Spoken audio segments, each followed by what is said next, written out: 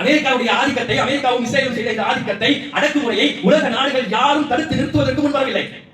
ஏன் ஏகாவத்தியான அந்த ஐநா சபையை பார்த்து கைகட்டி வேடிக்கை பார்த்தது. என்ன நடக்கட்டும் என்று சொல்லி ஐநா சபையில் கூட அவர்களுக்கு மத்திய ஒரு சமரசத்தை செய்து வைக்கவில்லை.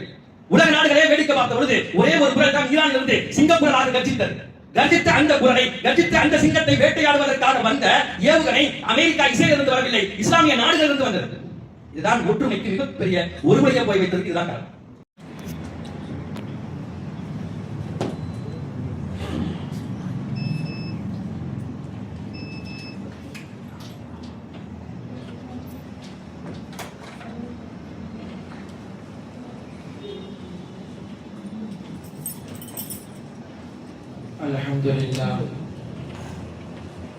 الحمد لله رب العالمين والصلاة والسلام على سيد المرسلين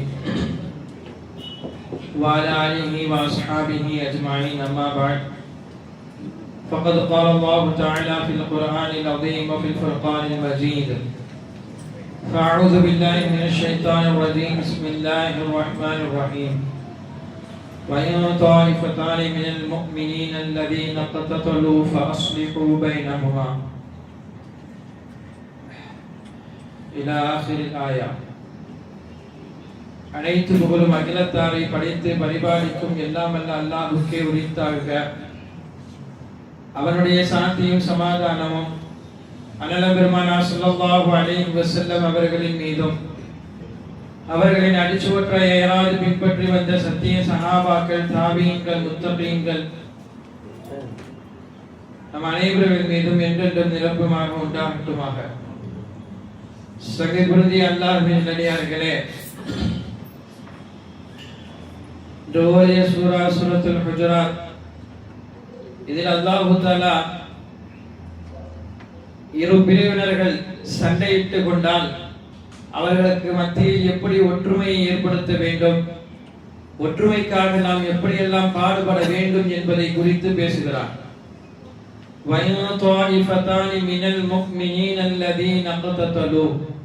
முஃமின்களிலிருந்து இரு பிரிவினர்கள் அவர்கள் சண்டையிட்டு கொண்டால் அவர்களுக்கு மத்தியில் நீங்கள் சமாதானத்தை பேசுங்கள். அவர்கள் ஒரு பிரிவினர்கள் இன்னொரு பிரிவினர்களை மிகைத்து விட்டால், இன்னொரு பிரிவினர்கள் மீது அவர்கள் ஆதிக்கம் கொண்டால்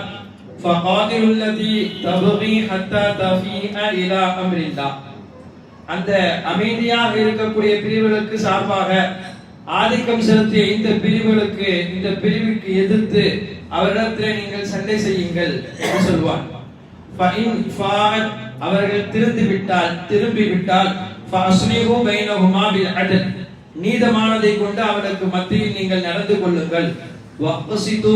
நீங்கள் நீதமானவர்களாக இருங்கள். இன்னல்லாஹ யுஹிப்புல் முக்ஸிதீன். அல்லாஹ் நீதமானவர்களை அதிகம் பிரியப்படுகிறார். குர்ஆனுடைய இந்த வசனம் முழுக்க முழுக்க ஒற்றுமையை முன்னிறுத்தி பேசுகிறது. பொதுவாகவே உலக மதங்கள் எல்லாம் ஒற்றுமை குறித்து ஏராளமாக பேசினாலும் இஸ்லாம் அதையெல்லாம் தாண்டி கொஞ்சம் அதிகமாகவே பேசும். ஆனால் என்ன இன்று வரை என்று பார்த்தால், இஸ்லாம் ஒற்றுமைக்காக எவ்வளவோ விஷயங்களை எடுத்து சொல்கிறது, போராடுகிறது. ஆனால் இஸ்லாமியரிடத்தில் ஒற்றுமை இருக்கிறதா என்றால் அறவே இல்லாத ஒரு சூழ்நிலைக்கு தள்ளப்பட்டிருக்கிறோம். மற்ற மதங்கள் எல்லாம் பேச்சுவார்த்தையில் ஒற்றுமையை பற்றி அதிகம் பேசுவார்கள். ஆனால் இஸ்லாத்திற்கும் மற்ற மதத்திற்கும் மத்தியிலே உள்ள ஒரே வித்தியாசம் என்னவென்றால், இஸ்லாம் இபாதத்திற்குள்ளேயே கொண்டு வந்து ஒற்றுமையை சேர்க்கிறது. மற்ற வணக்க வழிபாடுகள் அவர்கள் செய்வதற்குள்ளே ஒற்றுமை இருக்கிறதா என்று சொல்ல முடியாது. ஆனால் இஸ்லாம் நீங்கள் ஒன்றுபட்டு இருக்க வேண்டும் என்பதை எப்படி வலியுறுத்துகிறது என்றால், அதை இபாதத்திற்குள்ளே கொண்டு வருகிறது. நாம் பார்க்கலாம், தனியாக தொழுபவர்களை விட ஒரு 2 பேர் 3 பேர் இருந்தால் சேர்ந்து தொழுவது அதிக நன்மை தருகிறது. வீட்டிலே தொழுவதை விட மஹல்லா தோறும் வந்து இமாமுக்கு பின்னால் தொழுகக்கூடிய தொழுகை 27 மடங்கு அல்லாஹ்விடத்திலே அதிக நன்மையை ஈட்டி தருகிறது. வாரம் ஒரு நாள் ஜும்மா என்ற பெயரில் தொழாத எத்தனையோ முஸ்லிம்களும் கூட அந்த ஒரு நாளுக்காக வேண்டி மஹல்லாவிலே பள்ளிவாசலிலே வந்து ஒன்று திரட்டுகிறார்கள், ஒன்று சேர்த்து தொழுகிறார்கள். இப்ப இதெல்லாம் எதற்கு என்றால், ஏன் மஹல்லாவை தாண்டி நாட்டை தாண்டி உலக முஸ்லிம்கள் எல்லாம் ஒரு இடத்திலே ஒன்று சேர வேண்டும் என்பதை அல்லாஹ் ஒரு ஃபர்தாகவே ஆக்கி ஹஜ்ஜாக உம்ராவாக அழைப்பு விடுகிறான் என்றால் நமக்கு மத்தியிலே உள்ளம் ஒன்றுபட வேண்டும், இஸ்லாமியர்கள் ஒற்றுமையாக இருக்க வேண்டும் என்பதை ஃபர்தை கை வைத்து அல்லாஹ் பேசுகிறார்.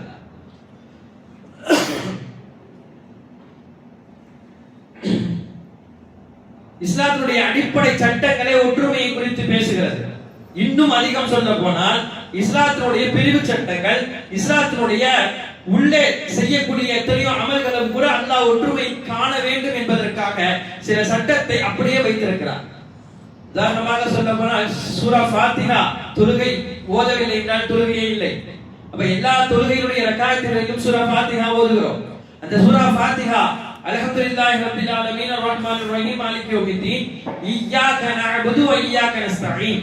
யா அல்லாஹ் நாங்கள் உன்னையே வணங்குகிறோம், உன்னிடத்திலே நாங்கள் உதவி தேடுகிறோம். நஅபுது என்ற இந்த அரபி வார்த்தைக்கு அர்த்தம் என்றால் நாங்கள் வணங்குகிறோம் என்று பொருள். ஒரு இமாம் தொழுக வைக்கிறார், நாங்கள் வணங்குகிறோம் என்று சொல்கிறார், நாம் எல்லாம் பின்னால் நின்று அதை கேட்கிறோம், திரும்ப சொல்கிறோம், நாமும் சஜ்தா செய்கிறோம், நாமும் அதற்கு ஏற்ப தொழுகிறோம் என்றால் சரி. ஆனால் நாம் தனியாக தொழக்கூடிய தொழுகையிலும் அப்படித்தானே தொழுகிறோம். இந்த தனியான தொழுகையிலே என்ன சொல்ல வேண்டும்? அகபுது என்று சொல்ல வேண்டும். எல்லாம் நான் உன்னை வணங்குகிறேன், நான் உன்னிடத்திலே உதவி தேடுகிறேன் என்ற வார்த்தையை தான் அரபியில் புழக்கம் செய்ய வேண்டும். ஆனால் அந்த தனியாக தொழுகையிலும் அகபுது தான் சொல்ல வேண்டும் என்பது நமக்கு கற்றுக் கொடுக்கிறது. தனியாக தொழுதாலும் கூட ஒற்றுமையுடைய பலத்தை அல்லாஹ் குர்ஆனுக்குள்ளே இஸ்லாமியர்கள் விளங்குவதற்காக அந்த அத்தியாயத்தை அப்படியே வைத்திருக்கிறார். அப்படித்தான் தொழுதாக வேண்டும். சிறு சிறு விஷயங்களிலிருந்தே ஒற்றுமை குறித்து இஸ்லாமியிடத்திலே அதிக ஆர்வம் வர வேண்டும், முக்கியத்துவம் கொடுக்கப்பட வேண்டும் என்பதற்காக இதுவரை அடிப்படை சட்டங்களிலிருந்தே இஸ்லாம் ஒற்றுமையை பற்றி பிடிக்க சொல்கிறார். பெருமானார் ஸல்லல்லாஹு அலைஹி வஸல்லம் மட்டுமல்ல, வந்த அத்தனை நபிமார்களும் வந்ததனுடைய பெரிய நோக்கம் தௌஹீதுக்காக வேண்டியும் மக்களுக்கு மத்தியிலே உதவுவதற்காகவும் குறிப்பாக இந்த உம்மத்தை ஒற்றுமையாக கொண்டு போக வேண்டும் என்பதை முன்னிறுத்தி தான் எல்லா நபிமார்களும் பேசியிருக்கிறார்கள். பல நேரங்களில் ஏதாவது பிரச்சனை வந்துவிட்டால், குழப்பம் வந்துவிட்டால், இரு பிரிவாக பிரியக்கூடிய ஒரு நிலை வந்துவிட்டால் அதற்கு தடையாக இருக்கக்கூடிய எந்த விஷயத்தையும் முதலில் தள்ளிவிடலாம். ஆனால் அந்த இடத்திலே ஒற்றுமையாக இருப்பதை முதலில் எடுத்து பிடிக்க வேண்டும். நமக்கெல்லாம் தெரியும், மூசா அலைஹிஸ்ஸலாம் தூர் மலைக்கு சென்றார்கள் தௌராத்துடைய வேதத்தை வாங்குவதற்காக. தனது பொறுப்பிலே ஹாரூன் அலைஹிஸ்ஸலாமை வைத்து விட்டு போனார்கள். போகக்கூடிய அந்த சந்தர்ப்பத்தில் இடைப்பட்ட காலத்தில் அந்த மக்கள் சாமரி என்ற ஒருவன் உள்ளே வந்தான். அவன் ஏதோ தன் கையில் வைத்திருக்கக்கூடிய மண்ணை வைத்து ஒரு மாட்டை சிலையாக செய்தான். சிலையாக செய்தவன் ஜிப்ரீல் அலைஹிஸ்ஸலாம் வந்து போகக்கூடிய நேரத்தில் அவருடைய குதிரை காலடி தடங்களினுடைய மண்ணை எடுத்து வைத்துக் கொண்டான். அதை அவன் செய்துவிட்ட அந்த மாட்டு சிலையின் மீது போட்டான். அந்த மாடு ஒரு விதமாக சத்தம் போட்டது. உலகத்தில் மாட்டை வணங்குவர்கள் சாமினி கொடுத்த இந்த மாட்டினுடைய அடிப்படையில் இன்று மாட்டை வணங்குவர்கள் இன்று வரை இருந்து கொண்டிருக்கிறார்கள். அப்ப அவன் அங்கு ஆரம்பித்த அந்த வேலை என்ன சொன்னான்? உங்கள் மூசா எங்கேயோ போய் தூர்சினா மலையிலே உங்களுக்கு வேதத்தை வாங்கி வர போகிறார், ஆனால் உங்களுடைய இறைவன் இந்த வழியில இருக்கிறானே, இதை விட்டு விட்டு மூசா எங்க போகிறார் என்று சொல்லி அந்த மக்களை எல்லாம் வழிகெடுத்து மாட்டை வணங்கக்கூடிய மக்களாக அந்த மக்களை ஆக்கிவிட்டார். மூசா அலைஹிஸ்ஸலாம் போனவர்கள் திரும்பி வந்தார்கள். இந்த செய்தி வந்ததையும் பார்த்ததையும் மூசா அலைஹிஸ்ஸலாம் ஒரு கணம் பயந்து போய்விட்டு மக்களிடம் விசாரித்த போது, ஆம் நடந்தது, எங்கள் தெய்வம் இதெல்லாம் அவர்கள் சொன்ன பொழுதுதான் முதலில் மூசா அலைஹிஸ்ஸலாம் போனது ஹாரூன் அலைஹிஸ்ஸலாம். கேட்டார்கள், உன்னை பிரதிநிதியாக நான் விட்டு போனேன், நான் அமர்த்தி விட்டு போனேன், இந்த மக்களை தடுத்திருக்க வேண்டாமா, இந்த மக்களை வழிகட்டிலிருந்து பாதுகாத்திருக்க வேண்டாமா, நீ பார்த்து கொண்டுதான் இருந்தாயா என்று குர்ஆன் எந்த அளவுக்கு பேசுகிறது. மூசா அலைஹிஸ்ஸலாமுடைய கோபத்தை தாடியை பிடித்து உடுக்கி பேசினார்கள் மூசா அலைஹிஸ்ஸலாம் என்று வருகிறது. அல்லாஹ்வுக்கு இவ்வளவு காலம் கட்டும் இந்த மக்களை அல்லாஹ் தான் இறைவன் ஒன்றிணைத்து வைத்துக் கொடுக்கும் மக்களை கொஞ்சம் போய் வரக்கூடிய இடைப்பட்ட இந்த காலத்தில் வழிதவறு செய்து விட்டார். உண்மையிலே ஒரு நபிக்கு வர வேண்டிய கோபம் தானே. ஆனால் ஹாரூன் அலைஹிஸ்ஸலாம் இந்த சொன்ன பதில் தான் உலகத்தில் அனைத்தையும் விட ஒற்றுமை சீர்குலைந்து போனால் இந்த உம்மத்தை சீர்குலைந்து போய்விடும் என்பதற்கு ஒரு அழகான உதாரணத்தை சொன்னார்கள் ஹாரூன் அலைஹிஸ்ஸலாம். நீங்கள் வந்து விட்டீர்கள், நீங்கள் வந்து விட்டீர்கள், வந்த நீங்கள் இந்த மக்களை எப்படி சரி செய்ய வேண்டுமோ சரி செய்து விடுவீர்கள். மக்கள் உங்களை நபியாக பார்த்து கொண்டிருக்கிறார்கள். ஆனால் இடைப்பட்ட நான் உள்ளே வந்து ஏதாவது ஒன்று சொன்னால் என் பக்கம் ஒரு பக்கம் ஒரு கூட்டம் நிற்கும், சாமிரி பக்கம் ஒரு கூட்டம் நிற்கும். இந்த முஸ்லிமுடைய இந்த சமூகம் இரண்டாக பிளக்கப்படும். இரண்டாக பிளக்கப்பட்ட சமூகத்தை ஒன்று சேர்ப்பது என்பது முடியாத காரியம். இந்த எத்தனையோ விஷயத்திற்கு ஒன்றுபடுவதை விட்டுவிட்டு பலவிதமான விஷயங்களில் நாம் முன்னிறுத்தி பேசுவதனால் ஒற்றுமை இழந்ததனுடைய பின்னணியாக அனைத்தையும் இழந்திருக்கிறோம். பெருமானார் ஸல்லல்லாஹு அலைஹி வஸல்லம் ஒற்றுமைக்காக வேண்டி எத்தனையோ விஷயத்தை இழந்தார்கள். ஆனால் ஒற்றுமை இழக்கக்கூடாது என்று சொன்னார்கள்.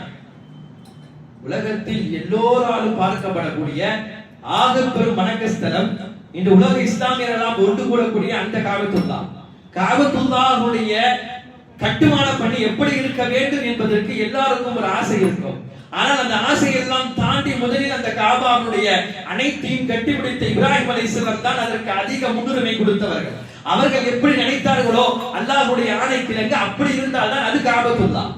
ஆனால் வந்த பிறகு பெரிய வறுமை ஏற்பட்டு காபத்துல்லாஹ் ஒரு பெரிய வெள்ளப்பெருக்கினால் ஒன்றுமில்லாமல் கொஞ்சம் அழிந்த பிறகு எல்லாரும் தங்களுடைய பொருளாதாரத்தை போட்டு காபத்துல்லாவை கட்டுமான பணிக்கு உள்ளாக்கினார்கள்.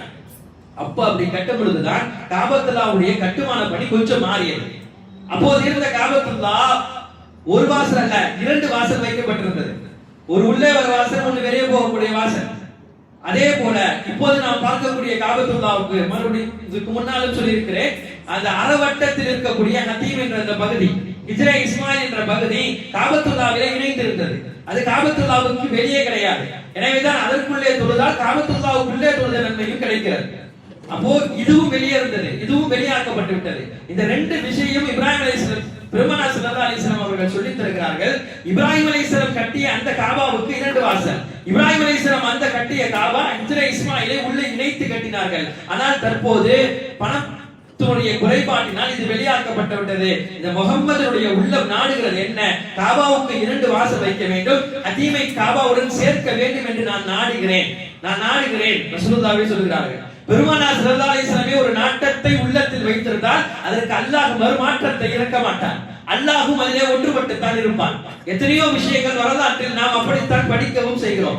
காலம் காலமாக இருந்த பைத்துல் முகத்தஸ், யாராலும் மாற்றப்பட முடியாத கிப்லா, பெருமானார் ஸல்லல்லாஹு அலைஹி வஸல்லம் உள்ள கிடங்குகளில் ஏதோ ஒன்று சொல்லிக் கொண்டே இருந்தார்கள். நாயகம், கிப்லாவாக இந்த திசை இருந்தால் நல்லா இருக்குமே, கிப்லாவாக காபா இருந்தால் நன்றாக இருக்குமே என்று பெருமானுடைய சொல்லுக்கிடங்க அல்லாஹ் தஆலா தொழுகையிலே உங்களுக்கு பைத்துல் முகத்தஸ் அல்ல கிப்லாவாக நான் காபத்துல்லாவை ஆக்கி விட்டேன் என்று பெருமானாருடைய ஆசை கிணங்க அல்லாஹ் இயற்றிய சட்டங்கள் ஏராளம்.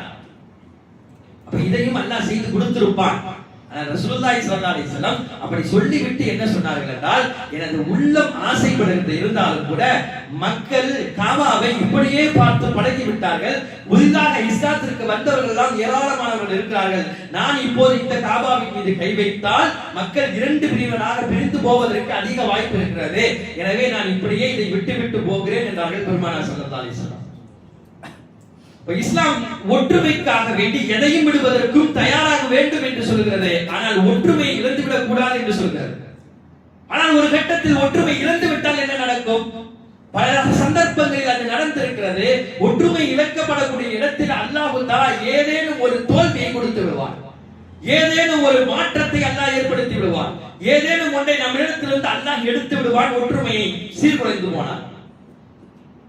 அபூ ஹுரைரா ரலியல்லாஹு அன்ஹு பிரபல்யமான சஹாபி மட்டுமல்ல, ஏழ்மையான சஹாபி. பல நேரங்களில் பெருமானார் ஸல்லல்லாஹு அலைஹி வஸல்லம் அவருடைய ஏழ்மையை கண்ணால் பார்த்திருக்கிறார்கள். எப்போதுமே உதவி செய்யவும் முடியாது. பெருமானார் ஸல்லல்லாஹு அலைஹி வஸல்லம் எனவே ஒரு அழகிய ஏற்பாடை செய்தார்கள். அபூ ஹுரைரா ரலியல்லாஹு அன்ஹு அவர்களுக்கு ஒரு சின்ன ஒரு பை கொடுத்தார்கள், ஒரு சுருக்கு பை. அந்த பையிலே ஒரு சில பேச்சம்பழங்கள், எவ்வளவு இருக்கும்? ஒரு 7-8 பேச்சம்பழம் அது உள்ளுக்குள்ளே இருக்கும். அப்படி அவ்வளவு சிறிய ஒரு பையை கொடுத்தார்கள். கொடுத்துவிட்டு நாயகம் ஸல்லல்லாஹு அலைஹி வஸல்லம் சொன்னார்கள், அபூ ஹுரைரா, உங்களுக்கு எப்போதெல்லாம் பசிக்குமோ அப்போதெல்லாம் இந்த பேச்சு மரத்திலிருந்து இதிலிருந்து பிஸ்மில்லாஹ் என்று சொல்லி இந்த பைக்குள் கைவிட்டு எடுத்து சாப்பிடுங்கள். ஆனால் எந்த முறையும் நீங்கள் சாப்பிடும் பொழுது எவ்வளவு பேச்சம்பழம் இருக்குது, எப்படி இருக்கிறது, என்ன இருக்குது என்று பைக்குள்ளே பார்த்து விடாதீர்கள் என்று அபூ ஹுரைரா ரலியல்லாஹு அன்ஹு அவர்களுக்கு ஒரு அற்புதமான பையை கொடுத்தார்கள். பெருமானாருடைய சொல்லுக்கிணங்க அபூ ஹுரைரா ரலியல்லாஹு அன்ஹு அவர்களும் தங்களுடைய காலத்துல எப்போதெல்லாம் பசிக்குமோ ஒரு நாளைக்கு பலமுறை அதிலே கைவிடுவார்கள், பிஸ்மில்லாஹ் சொல்வார்கள், எடுத்து உண்பார்கள். எடுக்க எடுக்க எடுக்க வந்து கொண்டே இருக்கிறது. எத்தனை, ஒரு மாதமா 2 மாதமா, காலமாக வருகிறது. பெருமானார் ஸல்லல்லாஹு அலைஹி வஸல்லம் ஜீவித்த காலம் வரையும் அந்த பையிலிருந்து எடுத்து சாப்பிட்டார்கள். பெருமானாருடைய மறைவுக்கு பிறகு அபூபக்கர் ரலியல்லாஹுடைய காலம், அந்த காலத்திலும் அந்த பையிலிருந்து எடுத்து சாப்பிடுகிறார்கள். உமர் ரலியல்லாஹுடைய காலம், அந்த காலத்திலிருந்து அந்த பையிலிருந்து எடுத்து சாப்பிட்டார்கள். உஸ்மான் ரலியல்லாஹுடைய காலத்தில் வரும்பொழுதுதான், உஸ்மான் ரலியல்லாஹுடைய வஃபாத்தின் போது இஸ்லாமியர்கள் 2 பிரிவாக பிரிந்தார்கள். அந்த சமயத்தில் தான் அந்த பை துளைந்து போய்விட்டது. அபூ ஹுரைரா ரலியல்லாஹு அன்ஹு சொல்வார்கள், எல்லோருக்கும் 2 கவலை என்றால் எனக்கு 2 கவலை.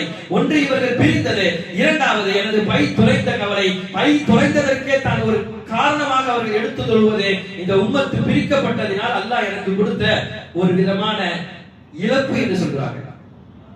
ஏதாவது ஒன்றை அல்லாஹ் நம்மிடமிருந்து எடுத்து விடுவார்.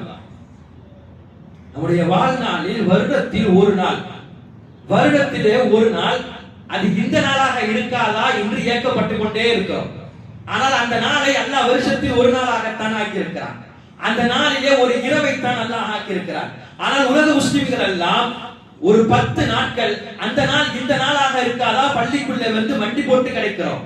காரணம் என்ன? அந்த ஒரு இரவு இந்த ஒரு இரவாக ஆகிறாதா?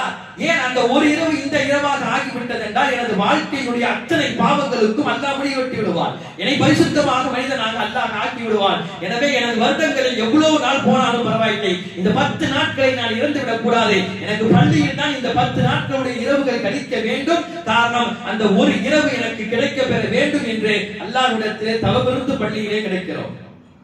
ஆனால் அந்த ஒரு இரவும் கூட பெருமானார் ஸல்லல்லாஹு அலைஹி வஸல்லமுக்கு ஆரம்பத்தில் அஸ்ரிலே அது மறைக்கப்பட்டதா? பெருமானாரே சொன்னார்களே, எனக்கு லைலத்துல் கத்ருடைய இரவு மறைக்கப்படவில்லை, எனக்கு தெரியப்படுத்தப்பட்டது. நான் அந்த லைலத்துல் கத்ர் இரவை சொல்வதற்காகத்தான் வந்தேன். வெளியே வரும் பொழுது 2 சஹாபாக்கள் சண்டை போட்டுக் கொண்டிருந்தார்கள். அவருடைய சண்டையின் காரணமாக எனக்கு அது எந்த இரவு என்பதை அல்லாஹ் உயர்த்தி விட்டான், எனக்கு அதை மறக்கடிக்க விட்டான் என்று பெருமானார் ஸல்லல்லாஹு அலைஹி வஸல்லம் இந்த உம்மத்திலிருந்து ஆக பெரும் 1000 மாதங்கள் என்ற சிறந்த இரவை உயர்த்துவதற்கு காரணமாகவே எடுத்து சொன்னது, நீங்கள் சண்டை போட்டது உங்களுக்கு மத்தியில் பிரிவு ஏற்பட்டது. ஒரு வகையில் அதை ரசூலுல்லாஹி ஸல்லல்லாஹு அலைஹி வஸல்லம் சொன்னாலும் கூட நாயகமே இதையும் தான் சொல்கிறார்கள். அப்படி இருந்தாலும் அல்லாஹ் அதையும் உங்களுக்கு கைலாக ஆக்குவான் என்று சொன்னார்கள். ரசூலுல்லாஹ் இந்த வார்த்தையை சொல்றதுக்கு என்ன காரணம்னா, நம்மள்ட்ட அது எந்த இரவு, அது 23 25 27 அப்படின்னு குறிப்பாக்கப்பட்டுட்டா அமல் செஞ்சுட்டா ஓகே அல்ஹம்துலில்லாஹ். ஆனா அந்த இரவிலும் கூட ஒரு சில முஸ்லிம்கள் தெரிந்து அமல் செய்யாமல் தவறான பாவங்கள் ஈடுபட்டால் வெறுமனே நன்மை மட்டும் 1000 மாதங்களை விட பெரிய நன்மை கிடையாது. அந்த இரவில் பாவம் செய்தாலும் அதுவும் அந்த 1000 மாதங்களை விட செய்த அத்தனை பெரும் பாவத்திற்கு அவர் உள்ளாக்கப்படுகிறார். அதை கவனித்துதான் ரசூலுல்லாஹ் சொன்னார்கள், உங்களுக்கு அப்படி மறக்கடிக்கப்பட்டதும் ஒரு வகையில் நல்லது. எனவே இந்த உம்மத்திற்கு எப்போதெல்லாம் ஒற்றுமை தேவையோ பெருமானார் ஸல்லல்லாஹு அலைஹி வஸல்லம் இந்த உம்மத்திற்கு வந்த நாளிலிருந்து ஒற்றுமைக்காக வேண்டி பாடுபட்டார்கள். ரசூலுல்லாஹ் சஹாபாக்களுக்கு வந்த உடனே முதலில் செய்த ஒரு காரியம், அவுஸ் ஹஸ்ரத் இந்த 2 பிரிவுகள் தனியாகவே இருந்தார்கள். நாயகம் வந்தவுடன் அவர்களை இணைத்தார்கள். உங்களுக்கு மத்தியில் பாடுபாக இருக்க கூடாது என்று பெருமானார் ஸல்லல்லாஹு அலைஹி வஸல்லம் அந்த பிரிவினர்களை இணைத்து ஒற்றுமைக்கு வழிவகுத்தார்கள். ரசூலுல்லாஹ் ஒரு ஹதீஸில் இப்படி சொல்வார்கள், அல் முஸ்லிமூன குல்லுஹும் கஜஸதில் வாஹித். உலகத்தினுடைய அத்தனை முஸ்லிம்களும் ஒரே ஒரு உடலை போல என்று சொல்வார்கள். ஒரு உடல். ஒரு உடலுடைய அர்த்தம் என்னவென்றால், நம்முடைய உடலுடைய உறுப்புகள் வேறு வேறு இருக்கலாம். ஆனால் அந்த உறுப்புகளில் ஏதாவது ஒரு நோய்வாய்ப்பட்டாலோ அல்லது வேற ஏதாவது அடிபட்டாலோ அதன் மூலமாக மற்ற உறுப்புகள் எல்லாம் செயலிழந்து போகாது. அந்த உறுப்புக்கு என்னவாகிற்று என்பதை வேலையை அந்த உறுப்பு செய்யும். உதாரணமாக ஒரு கண்ணில் ஒரு சின்ன தூசி விழுந்து விட்டாலும் கூட எனக்கு என்ன கண்ணில் தான் தூசி விழுகிறது என்று கை இருக்காது, கால் இருக்காது. கால் நடக்கும், அதற்கு என்ன செய்ய வேண்டுமோ செய்வதற்காக நடக்கும். கை என்ன செய்யும், அந்த கண்களில் போய் அந்த தூசியை எடுப்பதற்கு முற்பட்டு வரும். இது கண்களுக்கு ஏற்பட்ட தூசியில் உடல் உறுப்புகள் எல்லாம் சேர்ந்து அங்கு வேலை பார்க்கிறது. ஒரு காலுக்கோ ஒரு கைக்கோ ஒரு சிரமம் என்றால் கண் உடனே அந்த கையை பார்க்கிறது, அதற்கு என்ன வேலை செய்ய வேண்டும் என்றும் கையும் காலும் அனைத்தும் சேர்ந்து அந்த உறுப்பை சரி செய்ய முயற்சிக்கிறது. அப்படி முயற்சிப்பதால் தான் உலகத்தில் நம்முடைய உடலில் அனைத்து உறுப்புகளும் சரியாக இயங்கிக் கொண்டிருக்கிறது.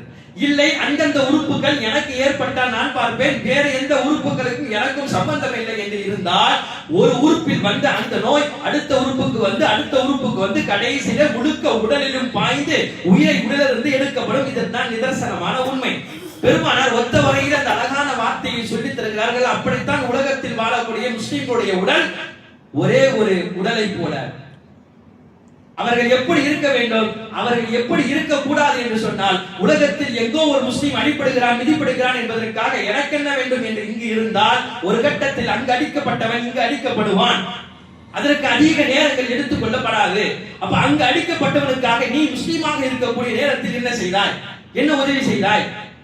அல்லாஹ் இது கேட்கக்கூடிய கேள்வி வேறு மாதிரியாக இருக்கும். மற்ற கேள்விக்கெல்லாம் அல்லாஹ் சாதாரணமாக கேட்பான். ஆனா ஒரு முஸ்லீம் அடிக்கப்பட்ட பொழுது நீ என்ன செய்தாய் என்ற அல்லாஹ்வுடைய கேள்விக்கு யாராலும் பதில் சொல்ல முடியாது. பெருமானார் ஸல்லல்லாஹு அலைஹி வஸல்லம் தான் இதை அழகாக ஹதீஸிலே சொல்வார்கள். அதனால் நீங்கள் குறைந்தபட்சம் ஒரு முஸ்லீம் அடிக்கப்பட்டால் என்ன செய்ய வேண்டும் என்பதை ரசூலுல்லாஹ் 3 விடயமாக அழகாக சொல்லித் தருவார்கள். ஒன்று சொல்வார்கள், மன் ரஆ மின்கும் முன்கரன், நீங்கள் ஒரு முஸ்லீம் அடிக்கப்பட்டதை கண்டால் முதலில் ஃபயுகையிருஹு பியதிஹி, உங்களால் சக்தி இருந்தால் கையால் அதை சரி தடுத்து வையுங்கள். குர்ஆனுடைய ஆயத்து, முதலில் நான் ஓதின ஆயத்தும் அதை தான் சொல்கிறது. நீங்கள் சக்தி இருந்தால் அதை பிரித்து விடுங்கள், தட்டி விடுங்கள், தடுத்து விடுங்கள். இல்லை உங்களால் முடியவில்லை என்றால் ஃபஇல்லம் யஸ்ததி, நம்மளால தடுக்க முடியாதுப்பா, அவங்கள ரொம்ப பலமானவங்க, நான் வயசானவன், நான் போய் தடுத்தா என்ன தள்ளி விட்டா என்ன பண்றது? அடுத்த கட்டம் ஃபபிலிசானி, நீங்கள் நாவினால் அவர்களுக்கு நல்ல உபதேசம் செய்யுங்கள். தடுக்க முடியாத பட்சத்தில் அவர்களை சமரசம் செய்வதற்கு முற்பட்டு வாருங்கள். வேண்டாம் என்று சொல்லுங்கள், விட்டு விடுங்கள் என்று சொல்லுங்கள், ஏதாவது ஒன்று சொல்லி சமரசம் செய்து வையுங்கள். இதுவும் அவர்கள் கட்டுப்படவில்லை என்றால் கடைசி கட்டம், இதைத்தான் ரசூலுல்லாஹி ஸல்லல்லாஹு அலைஹி வஸல்லம் சொன்னார்கள், ஃபபிகல்பி, இது தவறான விஷயம் என்பதை நீங்கள் விளங்கி அதிலிருந்து தவிர்த்து கொள்ளுங்கள். ஸாலிக அல்லாஹுல் ஈமான், இதுதான் ஈமானுடைய கடைசி நிலை என்றார்கள் ரசூலுல்லாஹி ஸல்லல்லாஹு அலைஹி வஸல்லம். நம்ம கடைசியில் என்னன்னா இதை மட்டும் செஞ்சா போதும், எங்கோ அடிக்கிறான் என்னவோ பண்றான், எப்படியோ இஸ்ரேல் எப்படியோ பலஸ்தீன் என்பதல்ல. ரசூலுல்லாஹி ஸல்லல்லாஹு அலைஹி வஸல்லம் என்ன சொல்லி தருகிறார்கள்? உன்னால் கையால் தடுக்க முடியாது விட்டால் அடுத்து நீ வாயால் தடுக்க முடியும், அதையும் முடியாவிட்டால் கடைசி கட்டம் தான் ரசூலுல்லாஹ் இது தவறு என்று உள்ளத்தால் நினைத்து அடுத்த கட்டமாக அல்லாஹ்விடத்திலே துஆவிலே ஈடுபட வேண்டும். இன்னைக்கு நம்ம செய்யக்கூடிய அல்லாஹ் அனைத்துமே எப்படி என்றால் கடைசி கட்டத்திற்கு முன்னால் இரண்டையும் பார்க்காமல் கடைசி நிலைக்கு வந்து விடுகிறோம். நான் என்ன செய்ய முடியும், எந்த நாட்டில் என்ன ஆனா எனக்கு என்ன செய்ய முடியும் என்று பொருளாதார உதவிக்கும் நான் போவதில்லை. இல்லை, இதை குறித்து நமக்கு மத்தியிலும் கூட பேசுவது கிடையாது. எந்த உணர்ச்சியும் இல்லாமல் எப்போதாவது யாகம் வந்தால், இது போல ரமலானுடைய நேரத்திலே இஃப்தாருடைய நேரத்திலே எல்லா பலஸ்தீன் மக்களுக்கு நீ ஆபத்தை நிகழ்த்து அந்த இஸ்ரேலையும் அமெரிக்காவையும் ஒன்றும் இல்லாமல் ஆக்கு என்று சொல்வதனால் மட்டுமல்ல உதவி செய்ய மாட்டார். இந்த 3 விஷயத்தில் ஒவ்வொரு விஷயமாக தவிர்த்து விட்டு அடுத்த கட்டத்துக்கு போகும்பொழுதுதான் அல்லாஹ்வுடைய உதவி என்பது இந்த உம்மத்திற்கு சாத்தியமாகும். சஹாபாக்களுக்கு இல்லாத கருத்து வேற்றுமையே கிடையாது. ஏராளமான விஷயங்களில் சஹாபாக்களுக்கு மத்தியிலே கருத்து வேற்றுமை இருக்கிறது, அவர்களுக்கு மத்தியிலே பிரிவு இருக்கிறது. பிரிவு இல்லாத ஒரு சஹாபாக்கள் என்றால் சொல்ல முடியாது. எத்தனையோ சட்டங்களும் அப்படித்தான். உமர் ரலியல்லாஹு ஒரு மாதிரியான சட்டங்களை பார்த்தால் அல்லது அபூபக்கர் ரலியல்லாஹு வேறு மாதிரியான சட்டத்தை பார்ப்பார்கள். அந்த உமர் அந்த அபூபக்கரை போல அபூ ஹனீஃபா ரஹ்மத்துல்லாஹி ஒரு மாதிரியான சட்டம் சொன்னால் ஷாஃபி ரஹ்மத்துல்லாஹி வேறு மாதிரியான சட்டம் சொல்வார்கள். பிரிவினைகளும் எல்லா காலத்திலும் எல்லா நிலையிலும் இருந்து கொண்டேதான் இருக்கிறது. ஆனால் அந்த பிரிவினைகள் அவருடைய சமூகத்திற்கு ஆபத்து விளைவிக்கும் அளவுக்கு இல்லை. அப்படி யாராவது இவர்களை பிரிப்பதற்காக வெளியிலிருந்து உள்ளே வந்தால் எந்த சஹாபாக்களும் வந்தவர்களை சும்மா விட்டது கிடையாது. நமக்கெல்லாம் தெரியும், அலி ரலியல்லாஹு முஆவியா ரலியல்லாஹு மத்தியில் நடந்த கருத்து வேற்றுமை போராகவே வெடிக்கிறது. இதை சந்தர்ப்பமாக கருதி ரோம் நாட்டுடைய பேரரசர், ரோம் நாட்டுடைய மன்னர் முஆவியா ரலியல்லாஹு அன்ஹு அவர்களுக்கு ஒரு கடிதம் எழுதுகிறார். ஒரு பெரிய சந்தர்ப்பம், முஸ்லிம்கள் இரண்டாக பிரிவதற்குள்ள நல்ல சந்தர்ப்பம், அதை பயன்படுத்திக் கொள்ள வேண்டும் என்று சரியான வேளையிலே முஆவியா ரலியல்லாஹு அன்ஹுக்கு ஒரு கடிதம் எழுதுகிறார். கடிதத்தில் எழுதப்பட்ட வார்த்தைகள், உங்களுக்கும் அலிக்கும் மத்தியிலே பிரிவினை வந்துவிட்டது எனக்கு தெரியும். உங்களுடைய நோக்கம் அலியை தோற்கடிக்க வேண்டும், அவர்களை இல்லாமலாக்க வேண்டும், அதுவும் எனக்கு தெரியும். ஆனால் உங்களுக்கு படைபலம் இல்லை, பணபலம் இல்லை, ஆட்கள் இல்லை, வாட்கள் இல்லை, எதுவும் இல்லை. உங்கள் படை கொஞ்சம் பின்வாங்கி தான் இருக்கிறது. அதனால் அந்த ரோம் நாட்டின் பேரரசான நான் மன்னர், நான் உங்களுக்காண்டி ஒரு படை அனுப்புகிறேன். அந்த படை நீங்கள் இதுவரையும் காணாத படையாக இருக்கும், அந்த அளவுக்கு சக்தி மிகுந்த படை. இந்த படையுடன் எடுத்து நீங்கள் அலி ரலியல்லாஹு அன்ஹுவிடம் போனால், அலியிடம் போனால் அலியுடைய படையை இந்த படை ஒன்றுமில்லாமல் ஆக்கிவிடும், நீங்கள் சொன்னால் அனுப்பி வைக்கிறேன் என்று சொல்லி ஒரு கடிதம் முஆவியா ரலியல்லாஹு அன்ஹு அவர்களுக்கு வருகிறது. இதை வாங்கி படித்தார்கள்.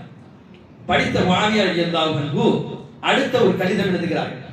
கடிதத்திலேயே முதல் வாசகமே இதுதான்: ரோம் நாட்டின் பேரரசை கையில் வைத்திருக்கிறோம் என்ற திமிரில் இருக்கும் நாயே, நீ என்ன நினைத்துக் கொண்டிருக்கிறாய்?